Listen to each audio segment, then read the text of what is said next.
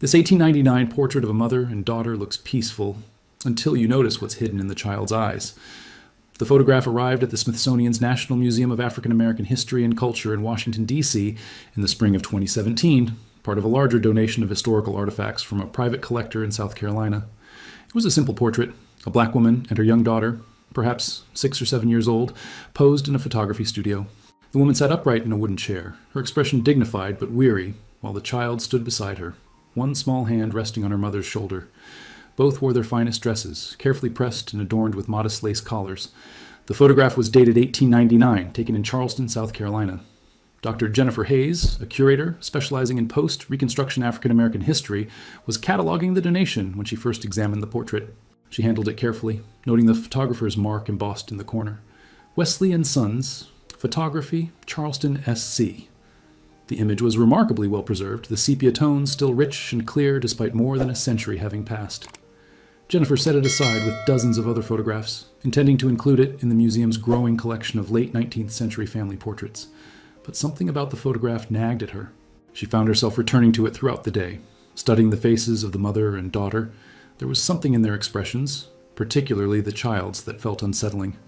The girl's eyes were wide and unblinking, staring directly at the camera with an intensity that seemed inappropriate for a child her age. Her mouth was set in a tight line, not quite a frown, but far from the forced smile many children wore in old portraits. Jennifer decided to scan the photograph at high resolution, a standard procedure for preserving delicate historical images. She placed it carefully on the museum's specialized scanner, adjusting the settings to capture every detail. The machine hummed softly as it worked, and minutes later a digital file appeared on her computer screen.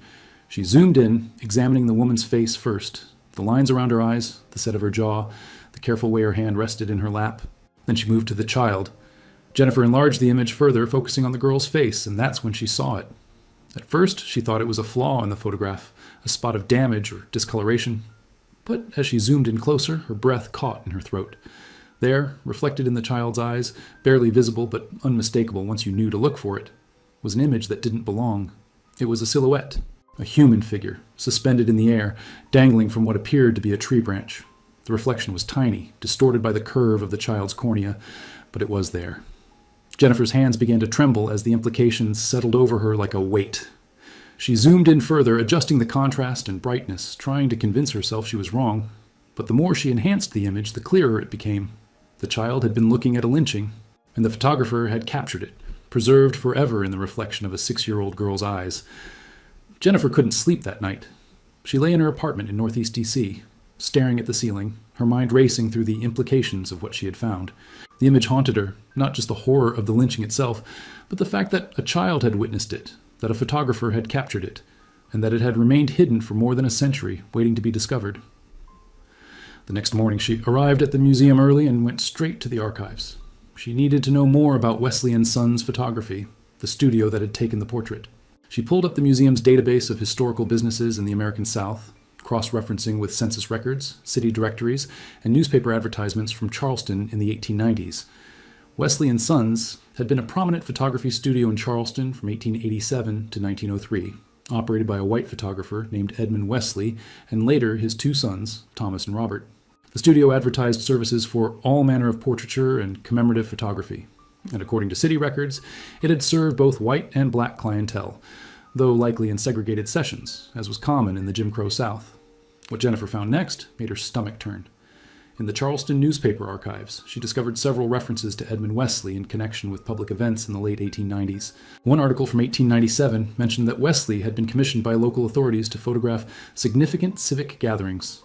Another from 1899 noted that his studio had provided documentary services for various community events. She dug deeper, searching through digitized records of lynchings in South Carolina during that period. The documentation was sparse. Many lynchings went unreported or were deliberately obscured by local authorities, but a few cases had been recorded by anti-lynching activists in northern newspapers. In August 1899, just weeks before the portrait was dated, a black man named Isaiah had been lynched in Charleston. The newspaper account was brief and cold. Isaiah, colored, accused of assault on a white woman, was taken from custody by a mob and hanged. Authorities are investigating. No further investigation was ever recorded. No one was arrested. The man's full name was never published, nor was the name of the alleged victim. It was, Jennifer realized with growing horror, just another entry in the brutal ledger of racial violence that had defined the post-Reconstruction South. She pulled up the high-resolution image of the portrait again, zooming in on the child's eyes. The reflection showed a figure hanging from a tree, and in the background, barely visible, she could make out the shapes of other people, a crowd. This wasn't a secret, late-night murder. This was a public spectacle, a lynching attended by dozens, perhaps hundreds of people. And Edmund Wesley, or one of his sons, had been there to document it. Jennifer sat back in her chair, feeling sick. Had Wesley been commissioned to photograph the lynching? Or had he simply been there, like so many others, to bear witness to the horror? And how had this portrait, taken on the same day, in the same location, ended up with that terrible image reflected in a child's eyes? She knew she needed help. This wasn't just a historical artifact anymore. It was evidence of a crime, a testimony to violence, and a window into a world of terror that black families had been forced to navigate every day.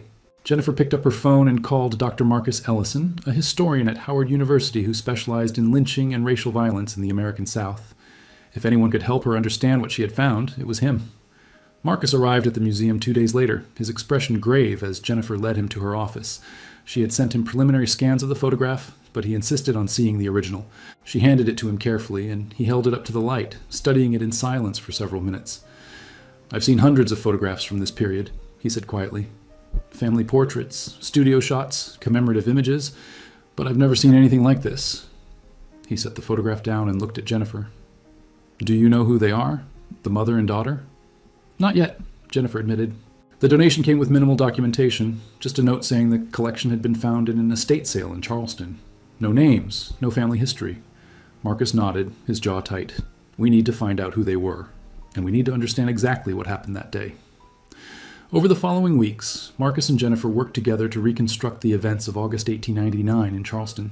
They combed through newspaper archives, court records, church registries, and the personal papers of anti-lynching activists who had documented racial violence during that period. Slowly, a picture began to emerge. Isaiah, the man lynched in August 1899, had been a farmhand who worked on a plantation just outside Charleston. He had been accused of making unwanted advances toward a white woman, though the evidence was flimsy at best. It consisted solely of the woman's testimony. He was arrested, held for 2 days, and then, on the evening of August 14th, a mob of approximately 50 white men stormed the jail, dragged him out, and hanged him from an oak tree in a public square. The lynching had been announced in advance, advertised through word of mouth and handbills distributed around the city. It was, like so many lynchings of that era, a public spectacle, a performance of white supremacy designed to terrorize the black community and reinforce the racial hierarchy of the Jim Crow South. Witnesses reported that hundreds of people attended, including women and children. Some brought picnic baskets. Photographers sold souvenir postcards of the scene afterward. Marcus found a reference to Edmund Wesley in a personal diary kept by a Charleston minister who had opposed the lynching. The entry, dated August 15, 1899, read, "The photographer Wesley was present yesterday at the lynching of the colored man Isaiah. He set up his equipment and took several photographs of the crowd and the victim. I confronted him afterward and asked how he could participate in such evil. He said he was merely documenting history. I told him he was documenting sin." Jennifer felt a wave of nausea reading those words. Wesley had been there, camera in hand, capturing the murder as if it were just another event to be commemorated. And then, either that same day or shortly after, a black mother and her daughter had come to his studio to have their portrait taken. "Why would they go to him?" Jennifer asked, her voice shaking. "Why would a black family go to the studio of a man who had just photographed a lynching?" Marcus was silent for a long moment. Maybe they didn't know, or maybe they had no choice. Wesley might have been the only photographer in Charleston willing to serve black clients. But there's another possibility. He looked at her, his expression dark. Maybe the mother wanted a record. Maybe she wanted to preserve what her daughter had seen, to document the violence they were forced to witness. A silent testimony. Identifying the mother and daughter in the photograph proved to be extraordinarily difficult. Unlike white families, who often had their portraits cataloged in city directories and society pages, black families in the Jim Crow South left far fewer records. Births, marriages, and deaths were often unrecorded or recorded in separate, poorly maintained registers. Photographs were expensive luxuries that few could afford, and those that did exist were frequently lost, destroyed, or discarded over the decades. Jennifer and Marcus began by searching through census records from 1900, looking for black families in Charleston with young daughters. There were dozens of possibilities, but without names or addresses. Narrowing the list was nearly impossible. They cross-referenced baptismal records from black churches in the area, hoping to find a child born around 1892 or 1893 who might match the girl in the photograph. Marcus reached out to genealogists and historians in South Carolina, posting images of the portrait on forums and social media, asking if anyone recognized the faces or had family stories that might provide clues. The response was overwhelming. Hundreds of people contacted him, sharing their own family photographs and stories, hoping to help solve the mystery. But none of the leads panned out. Weeks turned into months. Jennifer continued her other work at the museum, but the portrait haunted her. She kept a copy on her desk, glancing at it throughout the day, studying the mother's exhausted expression in the child's wide, unblinking eyes. She felt a growing sense of responsibility. These women deserved to be known, to be remembered by name, not just as anonymous victims of history. Then, in early November, Marcus received an email from a woman named Patricia Dawson, a retired librarian living in Columbia, South Carolina. She had seen his post about the photograph and believed she might have information. Her great-grandmother, she wrote, had lived in Charleston in the 1890s and had spoken about witnessing a lynching as a child. Patricia had a few old family documents, letters, a Bible with birth records, and she was willing to share them. Marcus and Jennifer drove to Columbia the following weekend. Patricia greeted them warmly, inviting them into her modest home filled with bookshelves and framed photographs. She led them to her dining room table, where she had laid out several items: a worn leather Bible, a stack of yellowed letters tied with string, and a small photograph in a cracked frame. "This is my great-grandmother Ada," Patricia said, pointing to the photograph. It showed a woman in her 60s, her face lined with age, but her eyes bright and sharp. She passed away in 1964, but I remember her stories. She talked about growing up in Charleston, about how dangerous it was for black people, especially after Reconstruction ended. Marcus picked up the Bible carefully, opening it to the family records page. Written in faded ink were names and dates. Ada Price, born March 12, 1893, Charleston, SC, daughter of Esther Price and Robert Price. Jennifer felt her heart race. "Do you have any photographs of Ada as a child?" Patricia shook her head. "Just that one, and it was taken much later, but..." She hesitated, then reached for one of the letters. "My grandmother kept this. It's a letter Ada wrote to her when she was older, talking about her childhood. Let me read you a part." She unfolded the brittle paper and began to read.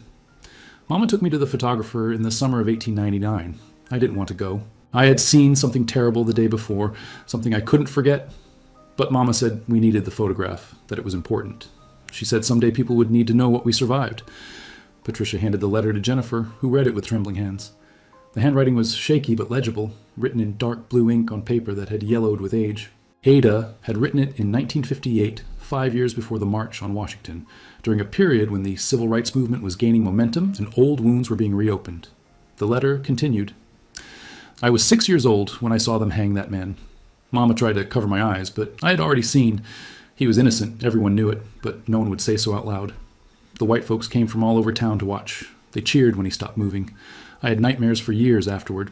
Mama said we had to be strong, that we couldn't let them see us break. The next day, she took me to the photographer's studio. I remember the man who took our picture. He had been there too, at the hanging. I recognized his camera. Mama must have known, but she didn't say anything. She just held my hand and told me to look straight at the camera to let them see what they had done to us."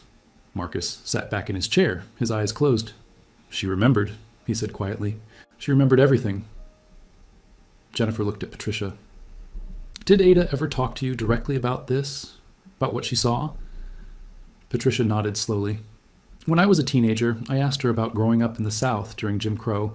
She didn't want to talk about it at first, but eventually she told me. She said that day, the day of the lynching, changed her forever. She said she stopped being a child that day, that something inside her broke. But she also said it made her understand that silence was complicity. That's why she joined the NAACP later in life, why she marched and protested and refused to be quiet. She said she owed it to that man, to his memory." Jennifer carefully examined the photograph Patricia had of elderly Ada, comparing it to the face of the child in the 1899 portrait. The eyes were the same, wide, intense, carrying a depth of emotion that seemed too heavy for such a young face. "This is her," Jennifer said with certainty. "This is Ada." Marcus was already searching through the documents, looking for any mention of Ada's mother, Esther. He found a marriage certificate from 1888.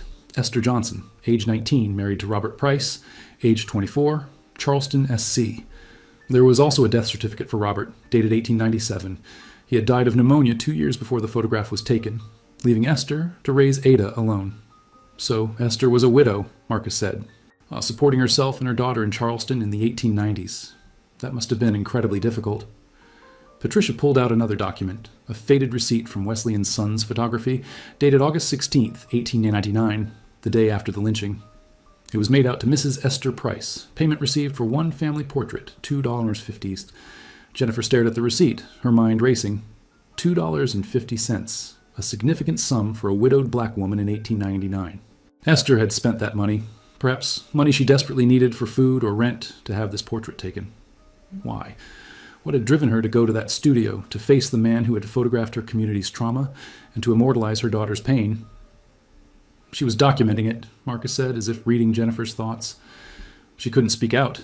That would have been suicide in Charleston in 1899. But she could do this. She could take her daughter to that studio and have their portrait made, knowing that someday someone might look closely enough to see what was hidden there. It was an act of resistance. Patricia wiped tears from her eyes. My great-grandmother lived until she was 71 years old.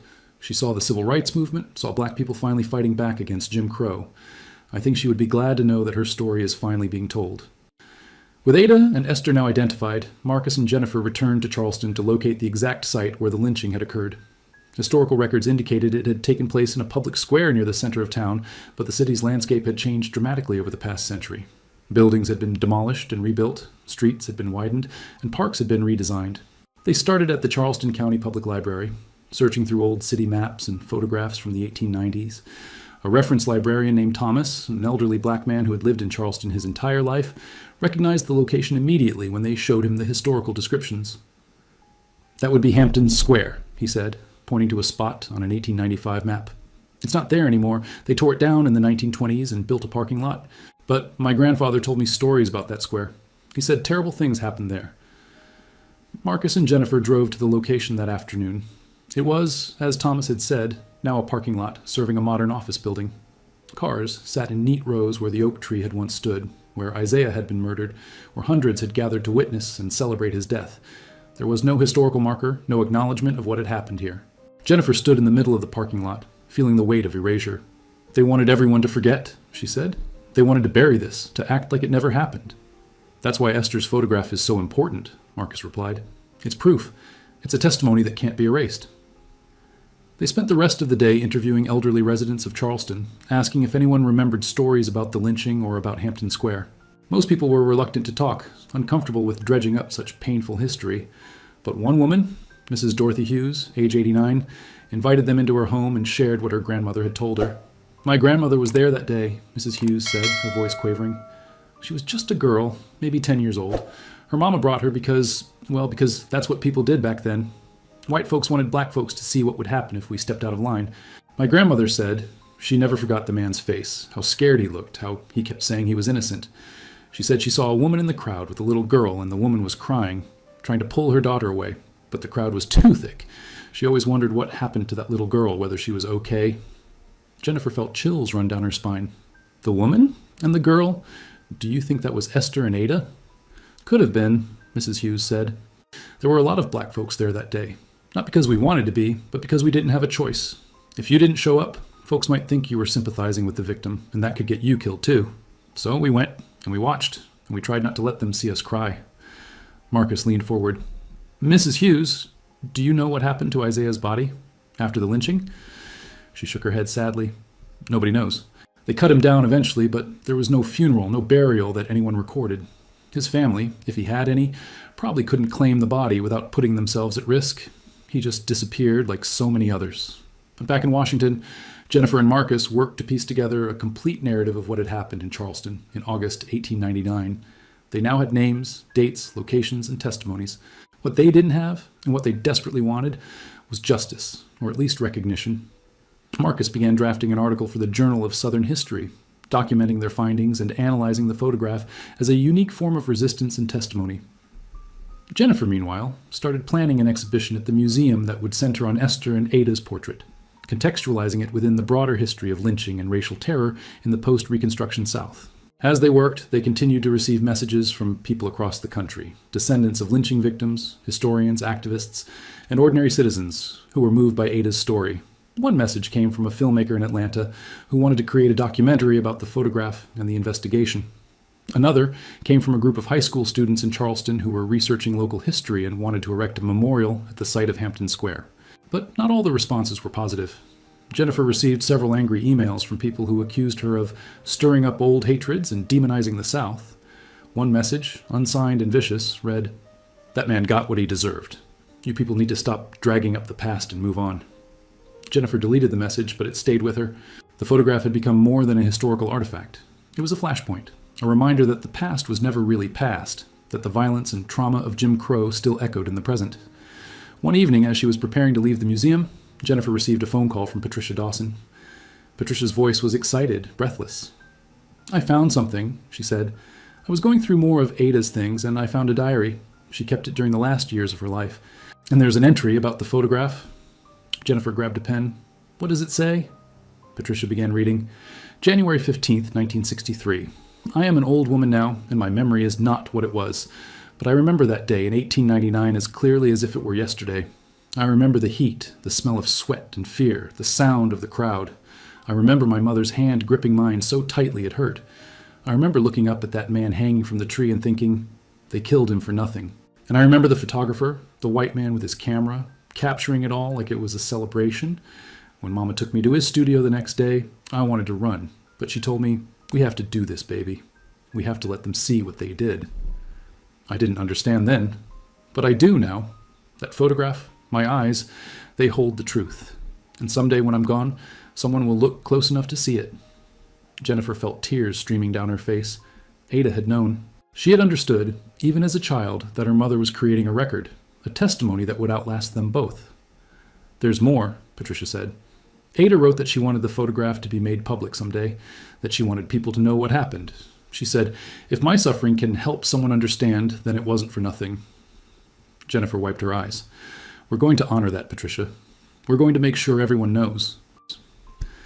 The exhibition, titled Witness, A Child's Eyes and the Truth They Hold, opened at the National Museum of African American History and Culture in March 2018. The centerpiece was Esther and Ada's 1899 portrait, displayed in a climate-controlled case with specialized lighting that allowed visitors to see the haunting reflection in Ada's eyes when viewed from the correct angle. Surrounding the portrait were panels explaining the history of lynching in the American South, the specific events of August 1899 in Charleston, and the story of Esther and Ada Price. Photographs of Hampton Square as it had looked in 1899 were displayed alongside modern images of the parking lot that now occupied the site.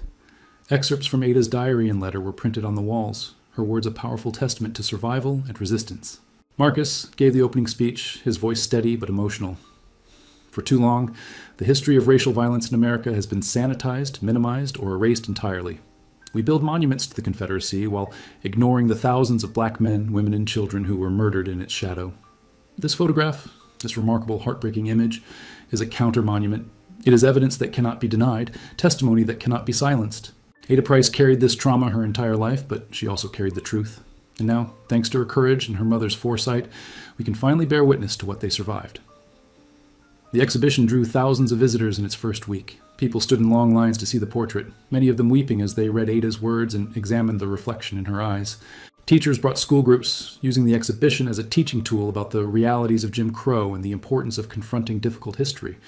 Journalists from national publications wrote articles about the discovery, and the photograph went viral on social media, sparking conversations about racial violence, historical memory, and the ongoing struggle for justice. Patricia Dawson attended the opening with several members of her family, Ada's descendants, now scattered across the country but brought together by the rediscovery of their ancestors' story.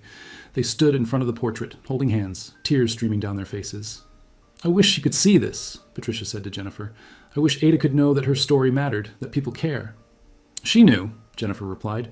"That's why she saved the diary, why she kept the photograph all those years. She knew someday it would matter." Not everyone was pleased with the exhibition. A few protesters gathered outside the museum on opening day, holding signs that read, "Stop demonizing our heritage," and "The past is the past." They were vastly outnumbered by supporters, but their presence was a reminder that the wounds of history were far from healed. Inside the museum, however, the atmosphere was one of reverence and reflection. Visitors moved slowly through the exhibition, reading every word, studying every image. Many left comments in a guest book provided by the museum. One entry, written by a young black woman from South Carolina, read, "Thank you for telling this story. Thank you for making sure Ada is remembered. We are still here because of women like her." In the months following the exhibition's opening, the impact of Ada's photograph extended far beyond the museum walls. In Charleston, a coalition of community activists, historians, and local officials came together to discuss how to properly memorialize the site of Hampton Square. After months of debate and public hearings, the City Council voted to install a historical marker at the location, acknowledging the lynching of Isaiah and the broader history of racial terror in Charleston. The marker, unveiled in November 2018, read, "On this site, formerly known as Hampton Square, Isaiah, surname unknown, was lynched by a mob on August 14, 1899. He was one of thousands of African Americans murdered during the era of racial terror that followed Reconstruction. This marker stands as a testament to those who suffered and died, and as a commitment to truth and reconciliation." Marcus and Jennifer attended the unveiling ceremony, along with Patricia Dawson and several of Ada's descendants. The event was somber but powerful, with speeches from civil rights leaders, local ministers, and descendants of lynching victims from across South Carolina. A local gospel choir sang, "Lift every voice and sing," and the crowd stood in silence for several minutes, honoring the dead. Jennifer noticed that not everyone in attendance was supportive.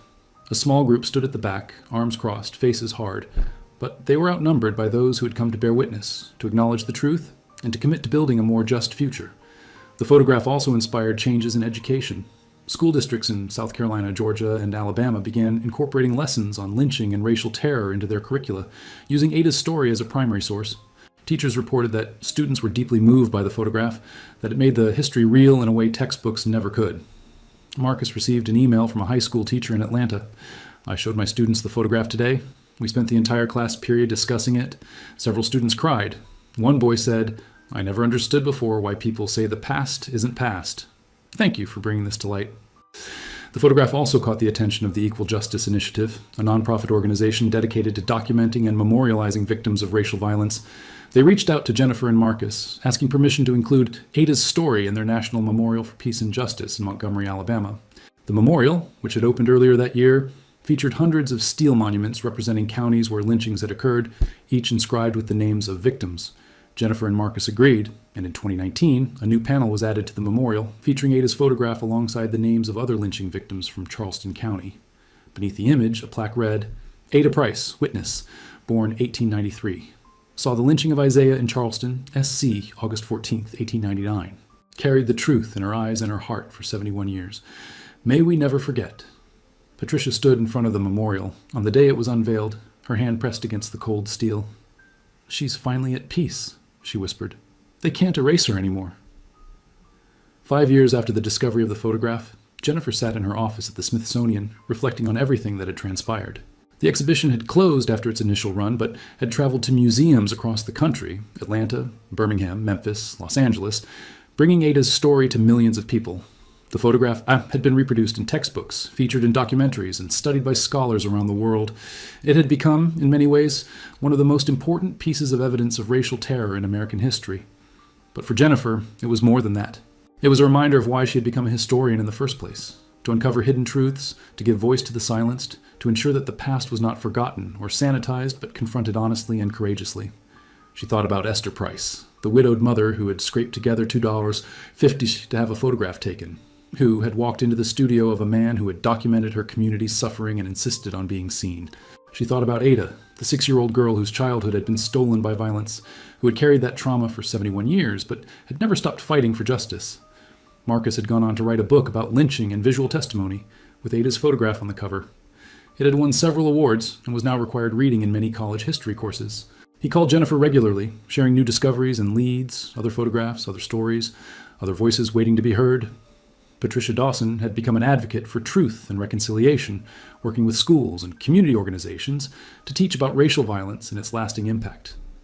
She often gave talks about her great-grandmother, showing Ada's photograph and reading from her diary. "We can't change the past," she would say, "but we can choose how we remember it, and we can choose to do better." The photograph itself remained in the Smithsonian's collection, preserved in a temperature-controlled vault when not on display. It had been digitized and made available online, allowing researchers, educators, and descendants to access it freely. Every month, Jennifer received messages from people who had seen it, some sharing their own family stories, others simply expressing gratitude that the truth was being told. Well, one afternoon, Jennifer received a letter from a young girl in Charleston, age 12, who had seen the exhibition during a school field trip. The letter read, "Dear Dr. Hayes, thank you for showing us Ada's photograph. My teacher said that history is about more than dates and names. It's about people and their stories. Ada's story made me understand that. I want to be a historian like you when I grow up, so I can help tell the stories that need to be told. Thank you for not forgetting." Jennifer pinned the letter to her bulletin board, next to a copy of the 1899 portrait. She looked at Ada's face, the wide, haunted eyes, the small hand resting on her mother's shoulder, the invisible reflection that held such terrible truth, and felt a profound sense of gratitude and responsibility. Esther and Ada had done their part. They had created a record, preserved a testimony, entrusted the truth to the future. Now it was Jennifer's generation's responsibility to honor that trust, to keep telling the story, to ensure that the victims of racial terror were remembered not as statistics or abstractions, but as human beings, loved, mourned, and deserving of justice. The photograph would endure. The truth would endure. And as long as people like Jennifer, Marcus, and Patricia continued to fight for it, the memory of those who suffered would never be erased. Ada's eyes would always bear witness